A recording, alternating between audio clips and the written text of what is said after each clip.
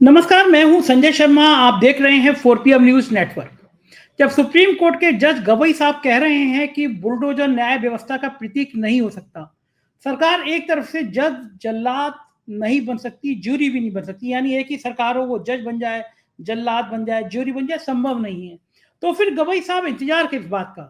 आपने कहा था बिना नियम पूरा किए हुए बुलडोजर नहीं चलना चाहिए, तो फिर जो अफसर आंखें बंद करके बुलडोजर चला दे रहे हैं, कुछ दिन उनको भी जेल भेज दीजिए। कम से कम जब डीएम और एसपी जेल जाएंगे, इस तरह नेताओं के कहने पर इशारे पे काम करना बंद करेंगे, तो देश में न्याय का शासन होगा। और बुलडोजर क्या केवल मुसलमानों को देखकर चलाया जा रहा है? यह सवाल पूछा मैंने अभय दुबे जी से, पूरे देश की व्यवस्थाओं को उठा के पूछा, और मैंने दावा किया कि मैं लखनऊ में रहता हूं, यहाँ 10 बिल्डिंग भी ऐसी नहीं होंगी जिनके नक्शे पूरे होंगे या जो नक्शे के बिल्कुल अनुकूल बनी होंगी। दावा किया मैंने, चैलेंज कर रहा हूं, खुद मुख्यमंत्री का घर और दफ्तर भी उसमें शामिल होगा जो पूरी तरह नक्शे पर नहीं होगा। सृजन बिहार कॉलोनी है, सहारा शहर के बराबर में, पूरी कॉलोनी वारापति लोग रहते हैं, पूरी कॉलोनी की कॉलोनी इनलीगल है। एक आईएएस थे, एलडीए के वीसी थे, इंद्रमणि त्रिपाठी नाम था, उनकी सास का करोड़ों का घर था। इनकम टैक्स ने पाया कि ये इनलीगल है, इनकम टैक्स ने सीज कर दिया। होना ही चाहिए था कि आईएएस महोदय को सस्पेंड करना चाहिए था, बर्खास्त करना चाहिए था। इटावा के डीएम बने हुए हैं। यह है बुलडोजर का कमाल। गरीब का घर देखता है, मुसलमान का घर देखता है, पिछड़ों का घर देखता है, अमीरों का घर नहीं देखता। और बिहार में भारतीय जनता पार्टी को अभी से डर क्यों लगने लगा है? महिलाओं के बुर्के की बात क्यों करने लगी है? और फिर निर्वाचन आयोग क्या वाकई में बी टीम बन गया है? तमाम मुद्दों पर मैंने अभय दुबे जी से बात की है। बेबाक बातचीतें लेके चलता हूं आपको अभय दुबे जी के पास। सुनिएगा, शानदार बातचीत है। पहले चैनल को सब्सक्राइब करिए, ज्वाइन करिए। चलते हैं अभय दुबे जी के पास। 4PM न्यूज नेटवर्क में स्वागत है अभय दुबे जी आपका। उत्तर प्रदेश से शुरू हुआ और फिर पूरे देश में फैल गया। जहां कहीं भी कोई विवाद हुआ, और अगर आरोपी एक समुदाय का हुआ, खास समुदाय का हुआ, मुसलमान हुआ सीधे सीधे शब्दों में, तो बुलडोजर उसकी प्रॉपर्टी पे चला दो। गलती बेटे ने करी, मकान बाप का नाम है, लेकिन मकान ढा दो।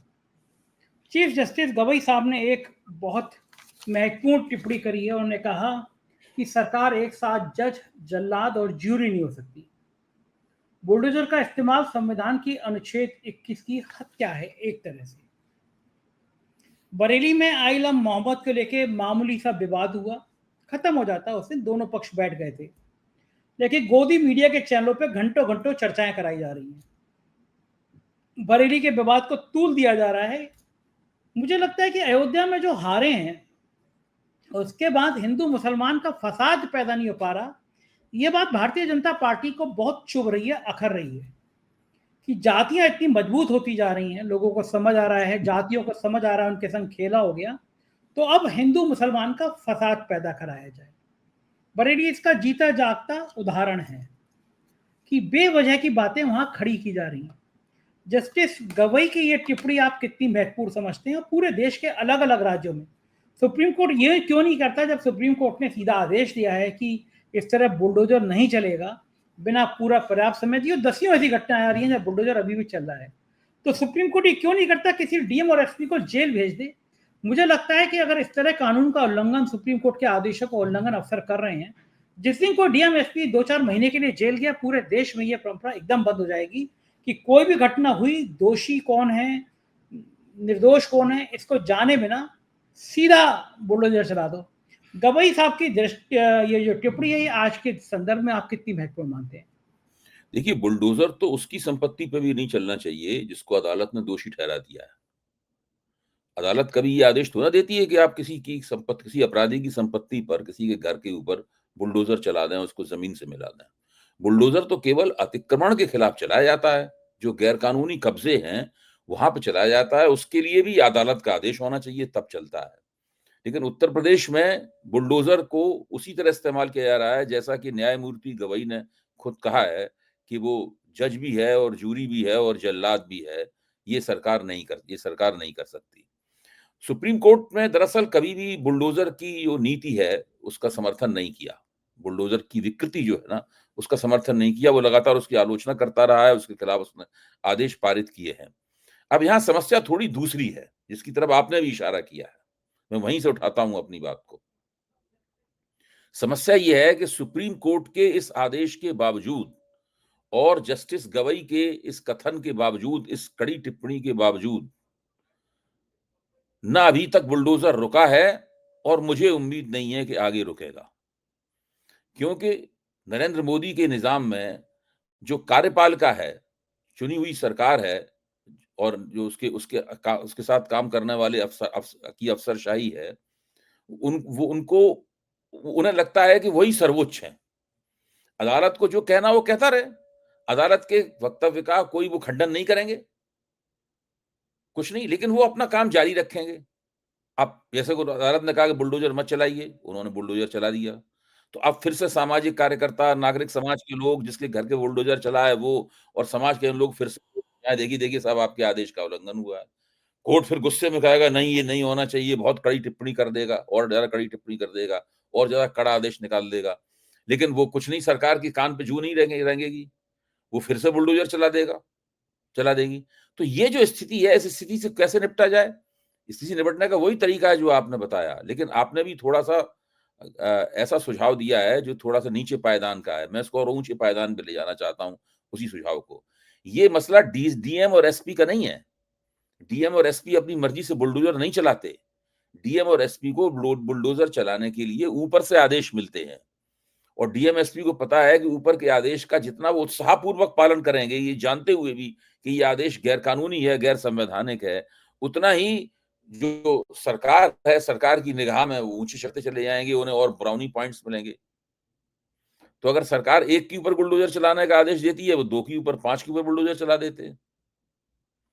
तो असली बात ये है कि जो राजनीतिक नेता हैं, मेरा बिल्कुल साफ बिना किसी हिचक के मैं कहता हूँ, जो उत्तर प्रदेश के मुख्यमंत्री हैं और उत्तर प्रदेश के जो बड़े-बड़े मंत्री हैं, इन सब लोगों को पकड़कर अदालत में बुलाया जाना चाहिए और कहा जाना चाहिए कि आपको कंटेम्प्ट ऑफ कोर्ट में हम नाप देंगे। आपको भेज दिया जाएगा जेल यहाँ से सीधा।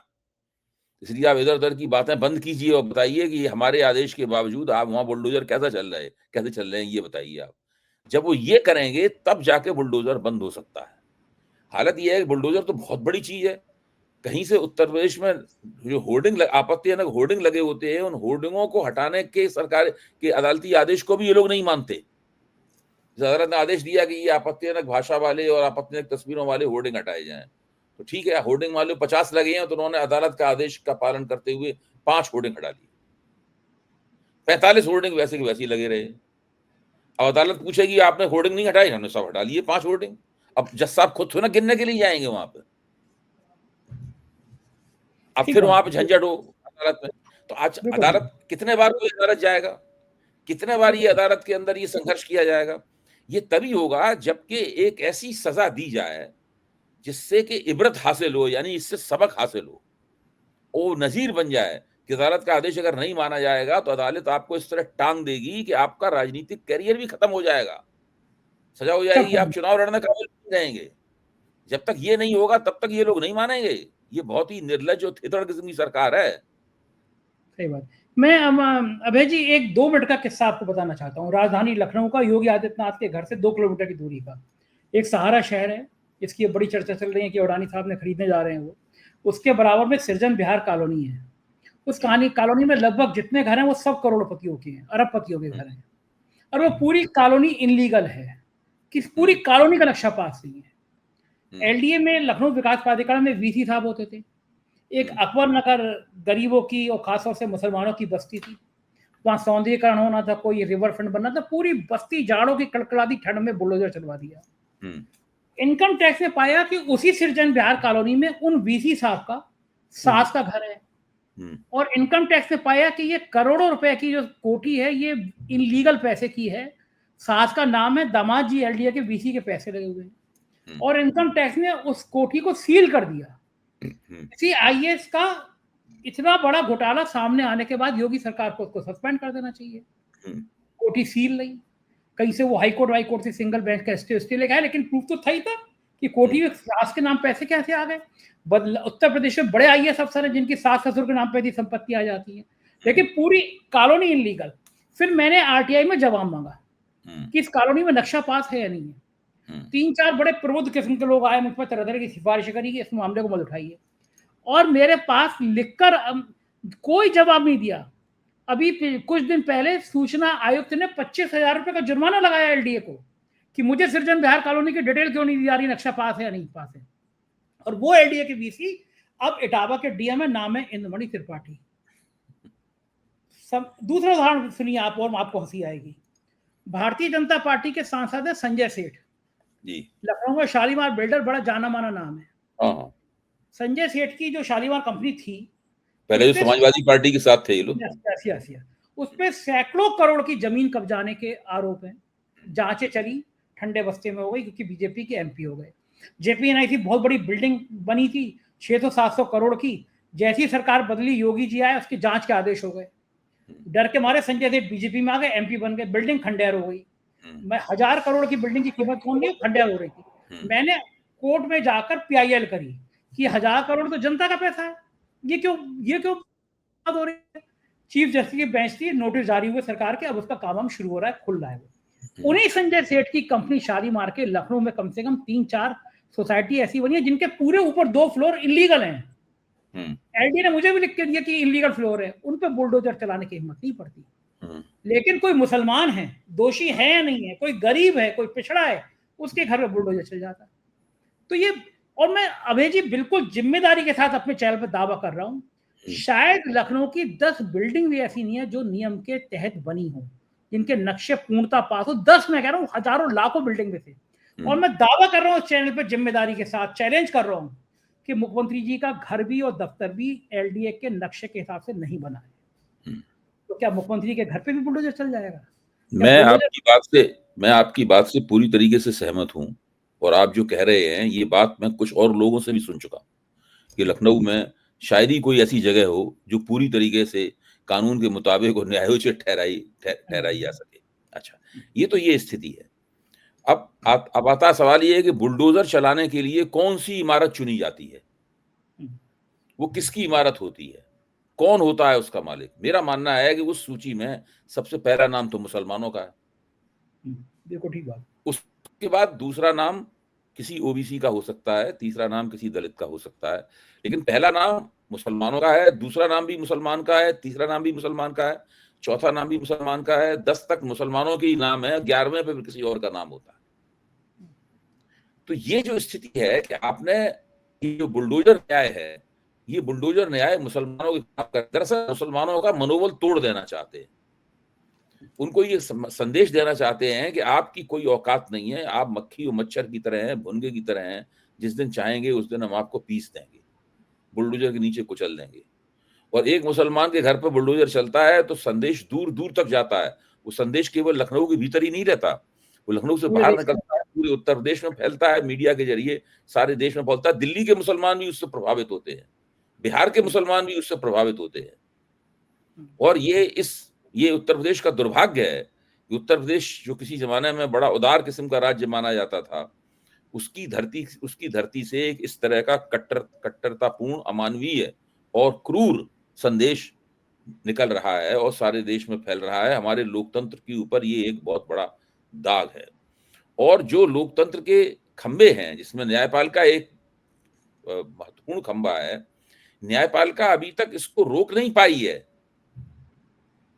बावजूद इसके कि न्यायपालिका मानती है कि ये गलत हो रहा है, न्यायपालिका संदेश देती है, न्यायपालिका आदेश देती है, न्यायपालिका फैसले देती है, उसके बावजूद भी उनके आदेश का उल्लंघन करते हुए ये काम लगातार जारी है। और राजनीतिक दल तो इतने प्रभावित हैं इस बुलडोजर न्याय से कि जो भाजपा के विरोधी हैं उन्होंने भी कई जगह इसको अपनाया है।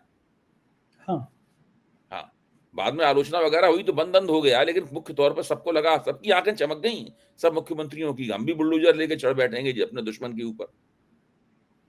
अखिलेश यादव ने तो कहा, अखिलेश यादव ने कहा कि तुम मुरादाबाद में समाजवादी पार्टी दफ्तर पे कर रहे हो, अगर कल को हमारी सरकार आ गई तो बीजेपी के सब दफ्तरों पे हम फिर फीता कार्ड नाप के फिर बुलडोजर चलाएंगे।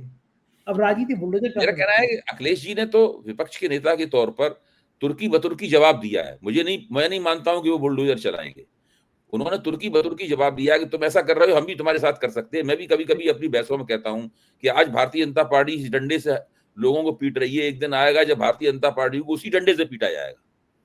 क्योंकि आपने तरीका बता दिया ना, ऐसे होता है, अपने विपक्षियों का दमन इस तरीके से किया जाता है। मेरे ख्याल से अगर भारतीय जनता पार्टी के दफ्तरों पर बुलडोजर चलता है तो वो भी गलत होगा। और ये बात सही है, उसकी जांच होनी चाहिए कि भाजपा ने कोई गैरकानूनी रूप से जमीन कब्जा नहीं कर रखा है, उन्होंने जो मकान बनाया है वो कानून के मुताबिक है या नहीं है, फिर उनको नोटिस दिया जाना चाहिए। पूरी कानूनी प्रक्रियाओं के बाद में उस अतिक्रमण को हटाया जाना चाहिए, ताकि ये एक वो बन जाए, एक उदाहरण बन जाए कि भाई जो जमीनों का अतिक्रमण करता है उसके खिलाफ कानून है और कानून के मुताबिक उसके ऊपर कार्रवाई की जाती है, न कि सत्ता के दम पर, दाब धौंस के दम पर उसके खिलाफ कार्रवाई की जाती है।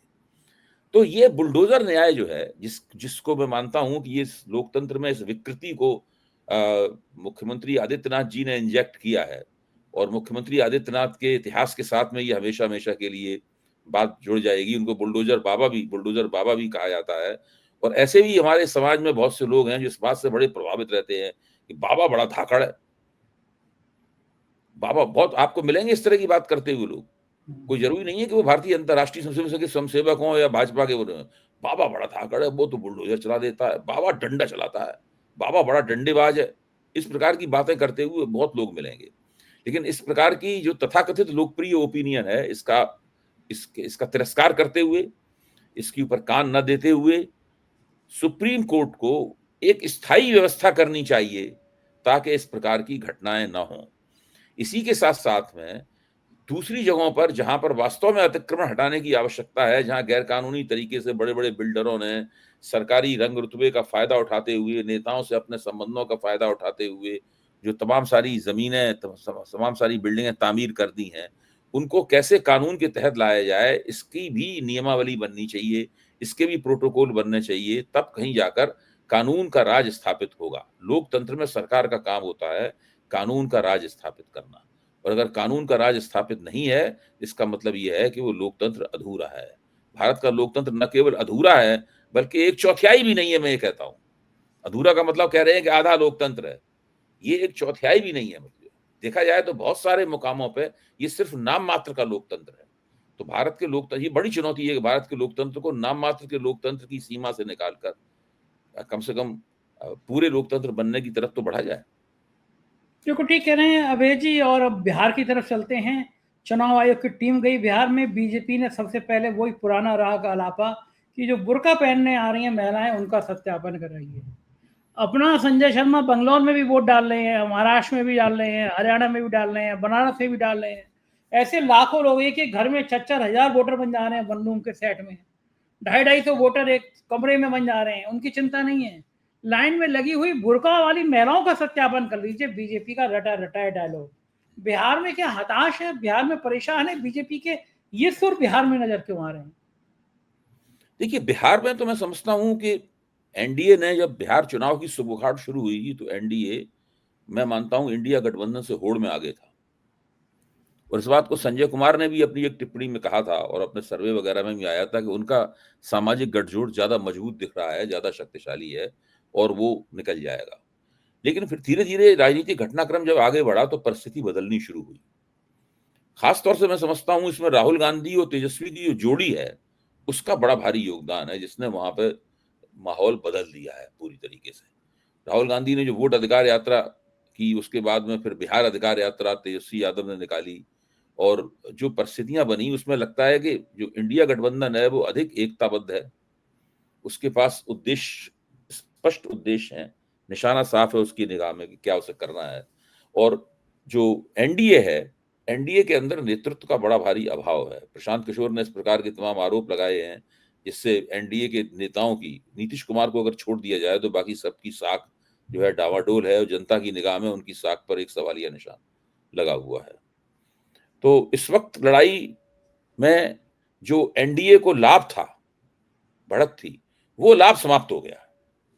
और ये चीज भारतीय जनता पार्टी के लिए किसी झटके से कम नहीं है कि वो लाभ समाप्त हो गया है। असली भारतीय जनता पार्टी की जो बौखलाहट है, उसकी जो बेचैनी है, उसका कारण ये है। ये लग रहा है कांग्रेस ने तो कह दिया कि निर्वाचन आयोग भारतीय जनता पार्टी की बी टीम होकर रह गया है। अभय जी, क्या लगता है आपको कि देश के जनमानस में, आम आदमी के मन में भी ये बात धर गई है कि जो निर्वाचन आयोग है ये वाकई में बीजेपी की बी टीम है? इससे कोई उम्मीद नहीं है हमें।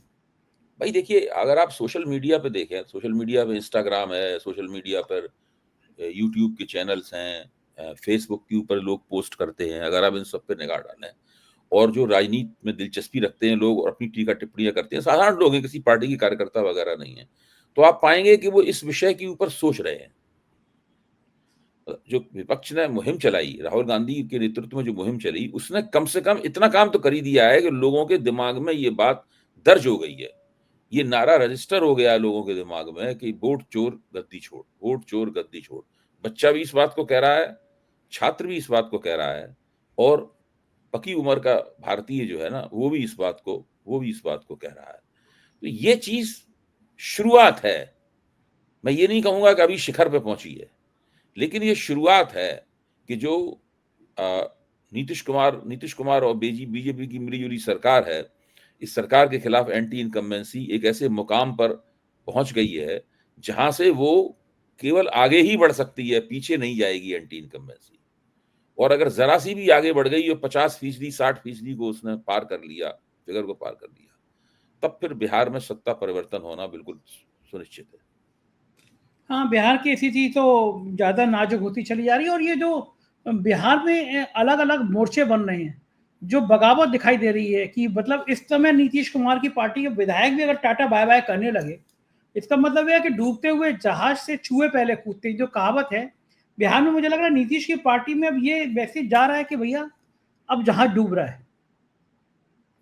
देखिए, बहुत से लोगों ने कांग्रेस राष्ट्रीय जनता दल ज्वाइन किया है, खासतौर से एक विधायक हैं बिंद, उनके बिंद समाज के विधायक हैं, उन्होंने भी राष्ट्रीय जनता दल की सदस्यता ग्रहण कर ली है भाजपा छोड़कर, और उनके साथ और भी कुछ लोग गए हैं, कार्यकर्ता स्तर के लोग गए हैं। ये तो सबको दिखाई पड़ रहा है कि इस बार एनडीए का सत्ता में लौटना मुश्किल है, ये सबको दिखा। प्रशांत किशोर भी इस बात को समझ गए हैं, उन्होंने लालू यादव और तेजस्वी यादव के खिलाफ बोलना तकरीबन बंद कर दिया है, वो उनकी आलोचना नहीं करते।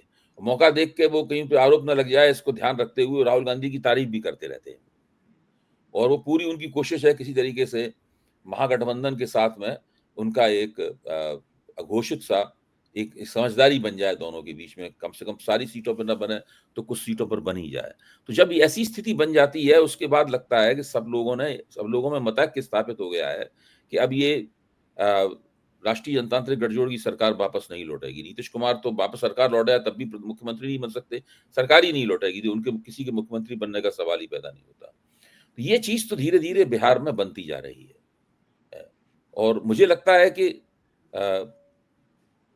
अब नरेंद्र मोदी के पास में और नीतीश कुमार के पास में ये जो सिलसिला शुरू हो गया है गिरावट का, इस सिलसिले को रोकने का एक ही तरीका है कि वो ज्यादा से ज्यादा लाभार्थियों के हाथ में पैसा पंप करें।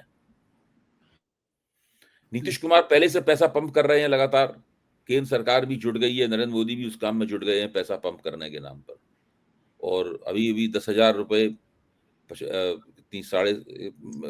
कितनी महिलाओं को, 75% महिलाओं को दिए गए हैं, उसके बाद बाकी और 25% को दिए जाएंगे, उसके बाद कुछ और भी दिए जाएंगे। तो मुझे लगता है कि चुनाव की आचार संहिता की घोषणा तक अभी लाभार्थियों के हाथ में पैसा पंप करने की मुहिम उनकी तरफ से और ज्यादा चलाई जाएगी, ताकि किसी भी तरीके से कुछ तो एंटी इनकम्बेंसी बंद हो। वरना अभी तो लग रहा है कि अगर ये ऐसी तरह आगे बढ़ती रही बात, जैसा परिस्थिति चल रही है, तो भाजपा को और नीतीश कुमार को लेने के देने ना पड़ जाए। एक बड़ा सा मुद्दा ये हुआ कि मोदी जी ने ट्रंप साहब की तारीफ करी है इजराइल हमास के बीच में जो वो शांति वार्ता कराना चाह रहे हैं, तो मोदी जी बड़े खुश हो गए कि ट्रंप साहब बहुत ही बढ़िया कर रहे हैं आप इजराइल हमास के बीच में। ये मोदी जी जो चमचाई कर रहे हैं, ट्रंप पिघलेंगे नहीं पिघलेंगे, इससे कोई काम बनेगा नहीं बनेगा? नहीं, कुछ हो ही नहीं सकता, इसलिए नहीं हो सकता कि जब अदालत में बात गई कि ट्रंप ने ये जो टैरिफ लगाए हैं भारत के ऊपर ही नहीं, सारी दुनिया में दूसरे देशों पे भी, ये टैरिफ कानूनी है या गैर कानूनी है, इनको अधिकार है भी टैरिफ लगाने का, ये अधिकारों से आगे बढ़ के ये काम कर रहे हैं। तो कोर्ट ने ट्रंप के खिलाफ फैसला दे दिया, लेकिन खारिज नहीं किया, फैसला दे दिया कि टैरिफ गैर कानूनी, और कहा कि हमारे फैसले के खिलाफ सुप्रीम कोर्ट में अपील कर लीजिए। तो ट्रंप साहब की सरकार फौरन सुप्रीम कोर्ट चली गई, वहां जाकर उन्होंने एफिडेविट दाखिल किया। उस एफिडेविट में क्या लिखा हुआ है, ये महत्वपूर्ण सवाल है। उस एफिडेविट में लिखा हुआ है कि नेशनल इमरजेंसी की हालत में, राष्ट्रीय आपात स्थिति की हालत में राष्ट्रपति को अधिकार प्राप्त है कि वो टैरिफ किस तरह लगाए। अब सवाल ये, राष्ट्रीय आपात स्थिति कैसे बनी, वो कैसे मानी जाए कि भाई ये राष्ट्रीय आपात? उसके लिए उन्होंने तर्क दिया है कि भारत रूस से तेल ले रहा है। भारत के रूस से तेल लेने के कारण जो रूस और यूक्रेन के बीच में युद्ध है, वो युद्ध बंद नहीं हो रहा है। इससे अमेरिका में राष्ट्रीय आपात स्थिति बन गई है। इसलिए ट्रंप को टैरिफ लगाने का अधिकार है। तो हाँ, आप सोचिए, जब कोर्ट में उन्होंने लिख के दे दिया है ट्रंप एडमिनिस्ट्रेशन ने, तो अब ट्रंप एडमिनिस्ट्रेशन इस बात से पीछे नहीं हट सकता। या तो भारत सरकार साफ कह दे कि हम रूस से बिल्कुल तेल नहीं लेंगे, ये कह नहीं सकते, क्योंकि रूस से जब तेल लेते हैं तो ये फिर अंबानी को जाता है तेल। वो अंबानी अपनी रिफाइनरी में उसको परिशुद्ध करके उसका प्यूरिफिकेशन करके यूरोप को ही बेच देते हैं ज्यादा बड़े दामों में। भारतवासियों को कोई फायदा नहीं होता उस तेल का। हाँ, उधर ही भेज देते हैं। हाँ, तो वो ये तो इसलिए ये सब हो नहीं सकता। इसमें बड़ी पूंजी भारत की कारपोरेट सरबराह जो है वो हैं, तो ये सब मामला फंसा हुआ है। ना भारत रूस से तेल लेना बंद करेगा, ना अंबानी का और इंडियन ऑयल कारपोरेशन का मुनाफा कम होना होगा, न ही ट्रंप अपने एफिडेविट को वहां से वापस लेंगे, और न ही भारत के ऊपर से जो 25% अमेरिका ने दंड स्वरूप टैरिफ लगाया है वो कम होगा। तो वो तो अब होने वाला है नहीं, फिलहाल नहीं होने वाला है। दीर्घकालीन अवधि में हो जाए तो बात दूसरी है। अभी तो परिस्थिति गतिरोध बाकायदा कायम है, और मुझे लगता है बहुत दिनों तक कायम रहेगा, और उसकी कीमत भारतीय अर्थव्यवस्था को चुकानी पड़ेगी, और इसका राजनीतिक नुकसान नरेंद्र मोदी को होकर रहेगा। बिल्कुल लग भी ऐसा रहा है। बहुत बहुत शुक्रिया अभय जी, आपने मुझे समय दिया। Thank you. ये तो अभय दुबे जी, पूरी बातचीत आपने सुनी। मुझको यकीन है बातचीत आपको पसंद आई होगी। अपनी राय से अवगत कराइएगा। शुक्रिया, थैंक यू।